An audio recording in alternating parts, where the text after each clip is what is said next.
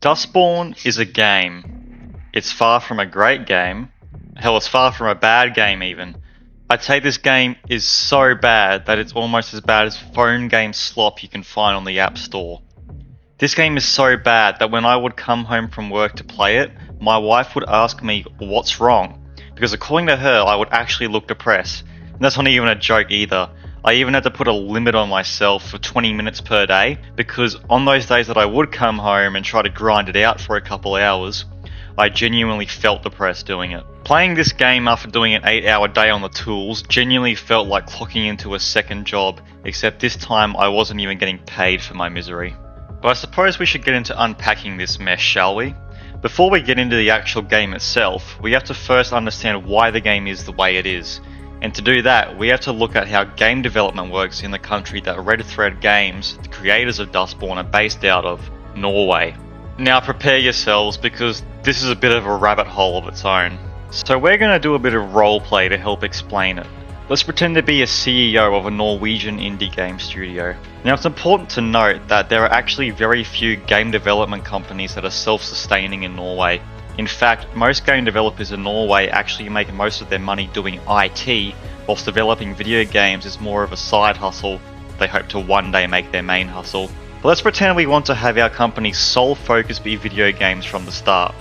But we are an indie studio with next to no money. But what if I told you there was an easy way to get that money? You can actually get a grant from the government to make games. But to get this grant, you have to get your game approved by the Norwegian Film Institute, or NFI for short. Also keep in mind that a grant is not a loan. Once you are given this money, there is no need to pay the government back. Hey guys, it's Editing Opossum here. I would just also like to mention that this grant is also taxpayer money. I forgot to mention it in the video, but keep that in mind. This is taxpayer money being used to create Dustborn. Anyway, back to the video.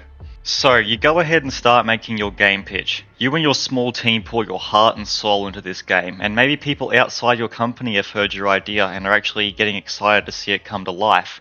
In fact, this game is the type of game that you would typically see sell millions of copies and be praised by the media for innovating the games industry and the genre your game is set in. So you send your $1 million idea off to the NFI, but get rejected for the grant. But why, you might ask? Well, you see, the NFI are very politically biased, to say the least. Meaning if your game isn't exploding with gays, lesbians and they-thems, with a little bit of making fun of the orange man in the White House on the side, your game is definitely not going to get approved. Now, from what I understand with my limited knowledge on the matter, this happens a fair bit in Norway, and the company who was relying on this grant will usually be dead by the end of the financial quarter if they don't get it. Which is why there are actually a lot of games like Dustborn that come from Norwegian developers. However, the story I just whipped up is of a passionate developer who wanted to make an actual good game that got turned down. This is not the case when it comes to Dustborn. In fact, according to one of the game's developers, Dustborn began development as a response to Trump winning his first election, which should be a very clear indicator to the game's story and themes. Fuck me, now that we've talked about the gaming scene in Norway, how about we finally talk about the actual game? I'm gonna be honest with you guys, I didn't actually finish it.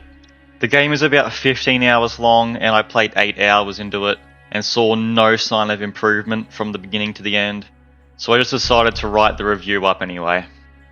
This game is utter trash. I can't even tell you what the story really is because it was so jumbled and confusing and poorly told that I couldn't make heads or tails of it. All I know is that we stole a USB. What's on the USB, you might ask? Don't really know, as the game never explains it to you. Why did you steal it in the first place? I can't really answer that one either. All I know is that you're getting paid to do it. You also find out in the story that you and most of your friends have superpowers and that some event called the Broadcast calls you to get them. What is the Broadcast? Don't know. Throughout the entire game you hear about it and never get told what it actually is. So anyway, after stealing this USB, you and your crew decide to travel the country under the disguise of being in a band called the Dustborn as your excuse for travel. Oh, and I'm pretty sure that for whatever reason the USA has split off into multiple separate countries, but again, you never really get told why. Like, was there another American Civil War that caused this to happen? Or maybe an invading army from another country? A lot of this stuff really does go unanswered, which to be fair, a lot of games do have unanswered lore to build up mystery. but the way this game does it just feels so pretentious. And in other games that do this unanswered lore stuff, it isn't brought up in almost every conversation. These characters talk about this stuff so often, it feels like I should also know what it is, but I'm just never told. And because I'm not told this stuff, I'm going to have to end my story section here in the same annoying jumbled up state that Dustborn explained it to me in. So now let's get into the gameplay. There are 3 main types of gameplay in Dustborn. Well, kind of. Let me explain. So the main type of gameplay you'll be using the most is the dialogue choices. So think of games like Telltale's The Walking Dead or Detroit Become Human.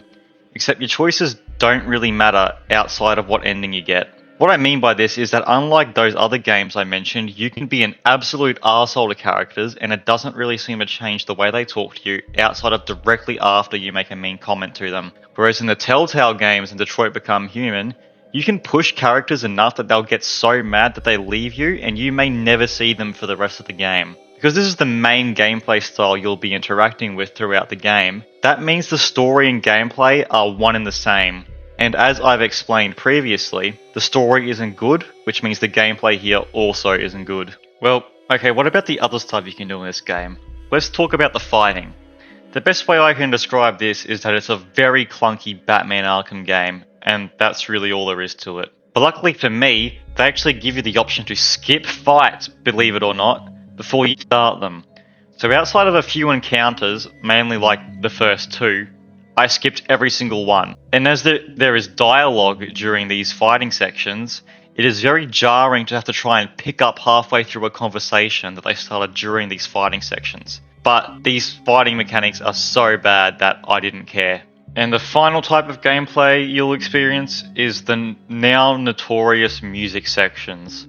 Like the rest of the game, the music is horrible, and you can literally sit here and do nothing if you wanted to, and you would still be allowed to continue to the next level. So there's no real consequences to losing. Also, while I think of it, why the fuck would you choose to be in a band as your cover story for stealing a highly protected item?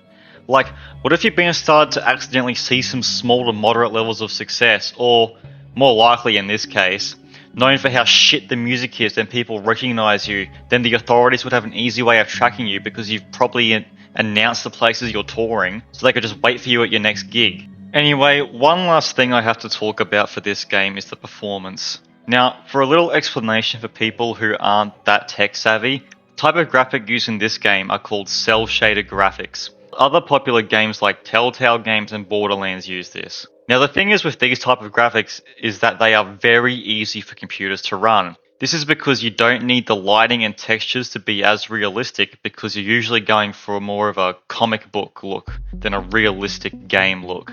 Because of this, cel-shaded graphics are well known to help out lower end PCs run games due to their low requirements. That being said, why the fuck does this game stutter and drop to 3 frames per second at random points?